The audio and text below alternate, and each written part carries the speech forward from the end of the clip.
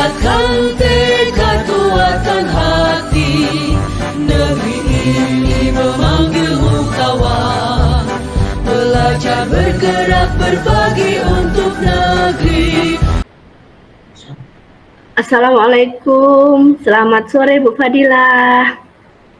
Waalaikumsalam warahmatullahi wabarakatuh. Selamat sore juga Ibu Stiani. Apa kabar Bu Fadilah sore hari ini? Alhamdulillah baik, tapi ada sedikit permasalahan nih Bu. Iya baik.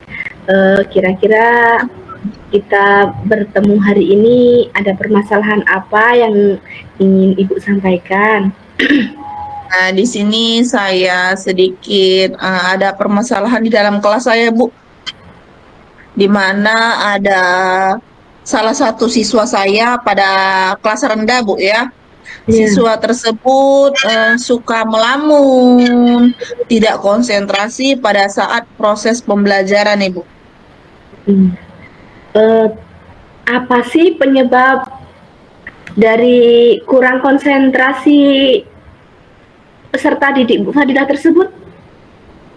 Di sini setelah saya melakukan identifikasi, Bu ya, pendekatan secara langsung, bertanya secara langsung kepada siswa tersebut, saya dapat mengetahui bahwa siswa tersebut sering melamun dan tidak konsentrasi pada saat proses pembelajaran saya di dalam kelas, yaitu siswa tersebut sering tidak sarapan pagi, Bu, pada saat berangkat ke sekolah. Penyebab utama dari peserta didik Ibu tidak sarapan. Nah, setelah Ibu temukan permasalahan karena tidak sarapan, kira-kira langkah apa yang Ibu lakukan untuk menjadikan peserta didik Ibu tersebut lebih fokus lagi dalam pembelajaran? Tentu saja yang pertama saya berkomunikasi langsung atau berbicara langsung dengan siswa tersebut, menjelaskan bahwa sangatlah penting sarapan itu untuk dia sendiri. Dikarenakan begini Bu ya, tentu saja pada saat perut kosong, otomatis konsentrasi siswa tersebut tidak akan terfokus pada pembelajaran. Fokus siswa tersebut hanya kepada biasa Bu, kalau kelas 1 biasa bertanya, kita baru beberapa menit masuk ke dalam kelas, sekitar 15 menit, dia bertanya, Ibu, kapan istirahat? Seperti itu Bu. Jadi fokus mereka itu bukan pada pelajaran yang kita berikan, tapi fokus siswa tersebut kepada kantin. Bagaimana caranya agar dia cepat istirahat dan cepat bisa ke kantin untuk membeli makanan, Bu. Itu solusi yang pertama saya berikan, itu memberikan pendekatan. Selanjutnya, setelah memberikan pengertian dan pendekatan kepada siswa tersebut, saya berkomunikasi langsung kepada kedua orang tuanya, Bu. Memberikan komunikasi langsung, bertanya kepada orang tuanya, kenapa siswa tersebut sering tidak sarapan pagi pada saat berangkat ke sekolah. Setelah ditelusuri, setelah berbincang dan berbicara langsung dengan orang tuanya, ternyata siswa tersebut, Bu, sering bangun kesiangan, Bu. Sering bangun kesiangan karena siswa tersebut sering main HP dan sering nonton TV terlalu malam, sehingga mereka bangunnya kesiangan, sehingga siswa tersebut terburu-buru untuk berangkat ke sekolah, sehingga tidak sempat lagi untuk sarapan pagi, Bu. Yang terakhir, setelah berkolaborasi dengan kedua orang tuanya, saya juga berkolaborasi dengan guru kelasnya dan kepala sekolah. Berkolaborasi dengan guru kelasnya, di sini saya bertanya langsung kepada guru kelas tersebut dan guru mapel agama, Bu ya. Apakah hanya pada pelajaran saya saja siswa tersebut sering melamun dan tidak fokus, ternyata bukan hanya saat pembelajaran di kelas pembelajaran saya saja, Bu. Ternyata pada saat pembelajaran wali kelas dan pelajaran agama, siswa tersebut juga seperti itu, Bu. Suka melamun, bengong, dan tidak fokus, Bu. Kalau siswa yang lain kan biasanya bermain, misalnya kalau kelas rendah kan biasa, Bu, ya, bermain pada saat jam pelajaran. Siswa tersebut memang tidak bermain, Bu, tapi mereka itu tidak fokus, sering melamun, tidak mengerjakan pekerjaan yang telah diberikan, seperti itu, Bu. Saya juga berkoordinasi dengan kepala sekolah untuk melakukan pemanggilan kepada kedua orang tuanya, seperti itu, Bu. Dari langkah-langkah yang sudah Ibu Fadilah lakukan, ya, ada kendala atau tidak, Bu? Ada kendala atau? Pada awalnya itu ada sedikit kendala, Bu, ya, karena kan orang tuanya bekerja, Bu, jadi agak sulit untuk datang ke sekolah. Tapi bisa saya selesaikan dengan cara kan, karena saya kan guru mapel, kadang tidak bertemu secara langsung pada orang tuanya. Jadi biasanya saya melakukan komunikasi melalui WA, Bu. Di situ kan kami kan ada grup WA kelas, jadi saya secara pribadi berbicara dengan wali murid tersebut, sehingga wali murid tersebut dapat menyempatkan waktunya untuk secara langsung bertemu dengan saya. Jadi saya bisa bercerita langsung bagaimana proses pembelajaran siswa tersebut pada saat di dalam kelas. Seperti itu, Bu. Dari proses identifikasi sampai proses yang sekarang ini, kira-kira Bu Fadilah sudah mencapai angka keberapa? Untuk sekarang sudah mencapai angka 8, Bu. Dikarenakan di sini, Bu, setelah melakukan pendekatan dengan orang tuanya, kolaborasi dengan orang tuanya, sedikit demi sedikit siswa itu mengalami perubahan, Bu. Alhamdulillah. Walaupun belum mencapai angka 10, setidaknya sedikit demi sedikit siswa tersebut sudah mengalami perubahan.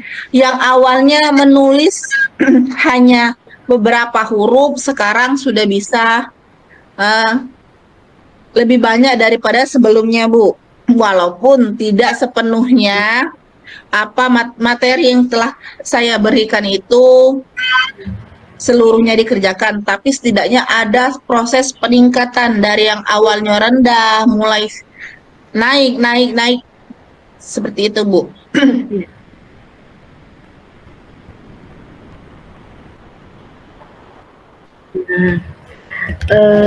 Dalam hal ini, untuk menyelesaikan permasalahan yang ada pada peserta didik Ibu Fadilah, siapa saja yang Ibu libatkan untuk menyelesaikan permasalahan ini, Bu?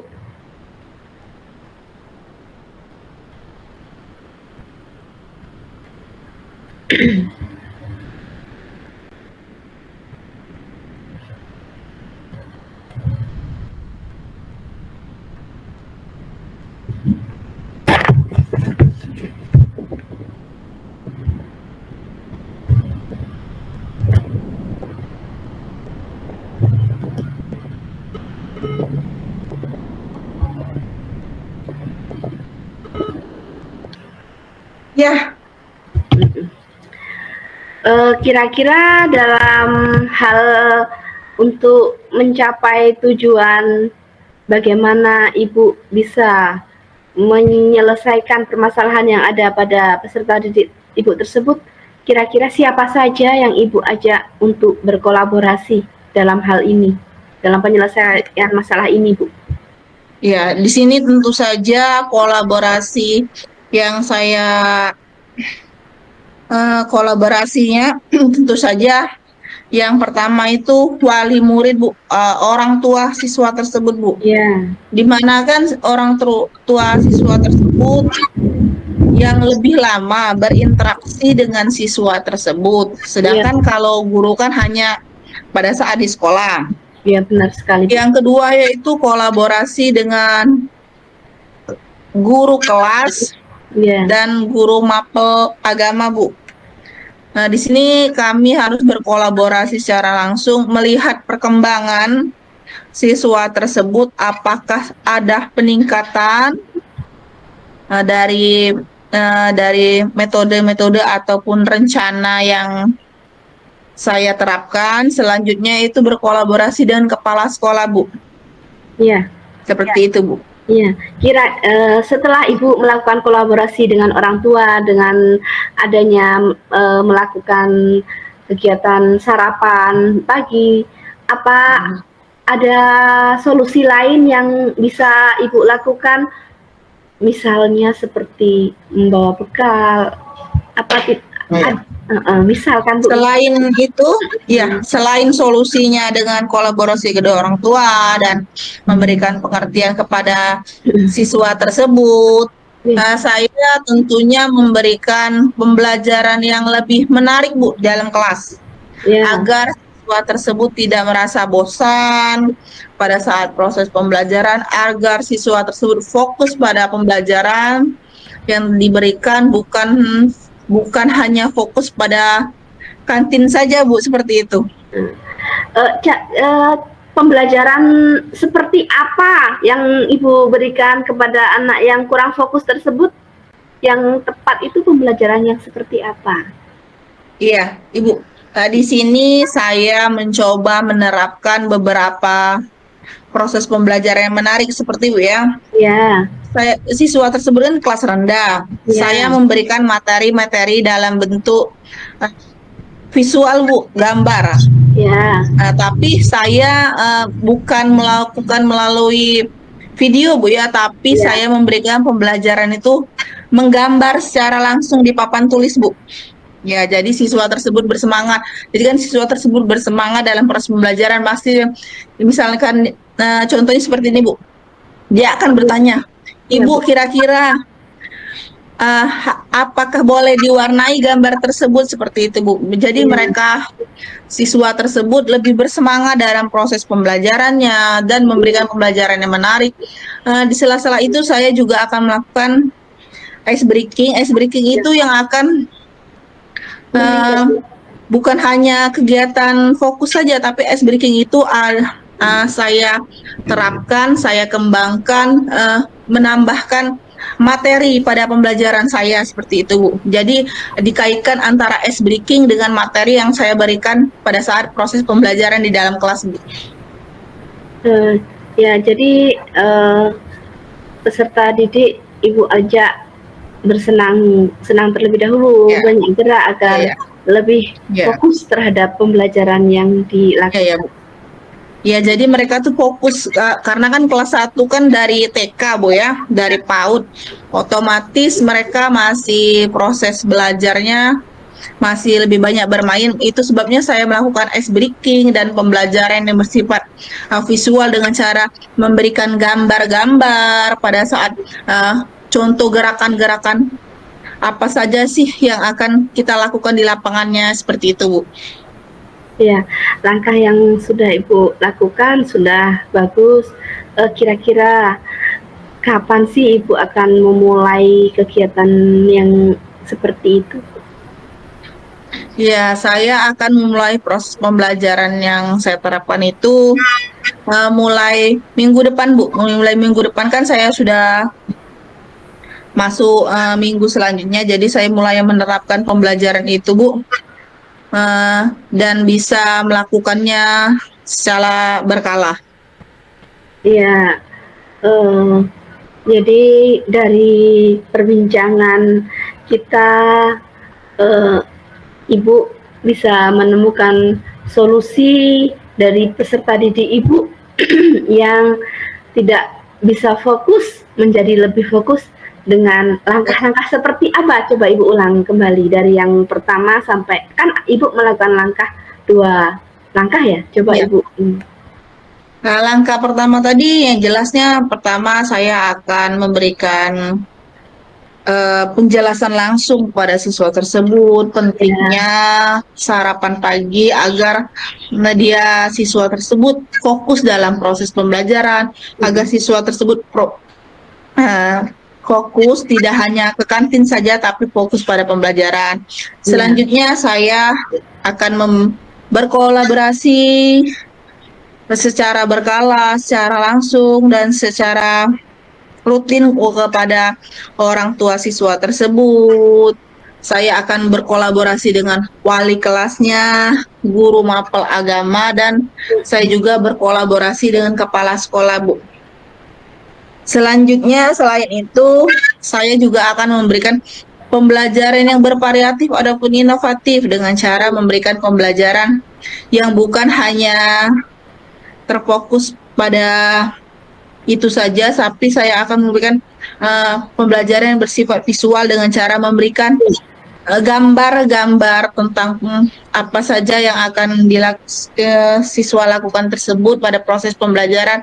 Misalnya pada saat melakukan gerakan seperti apa, saya memberikan gambar, Bu, contoh gerakan agar siswa tersebut lebih bersemangat dan antusias pada saat proses pembelajaran. Selanjutnya, selain itu, saya juga akan menerapkan ice breaking, di mana ice breaking itu saya akan kolaborasikan dengan pembelajaran, Bu.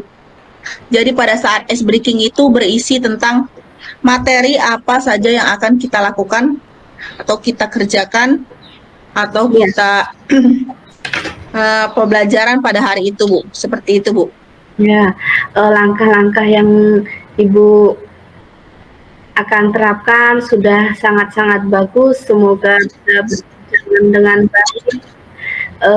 Sekarang saya ingin bertanya kepada Bu Fadilah, bagaimana perasaan Bu Fadilah setelah bisa cerita dengan saya?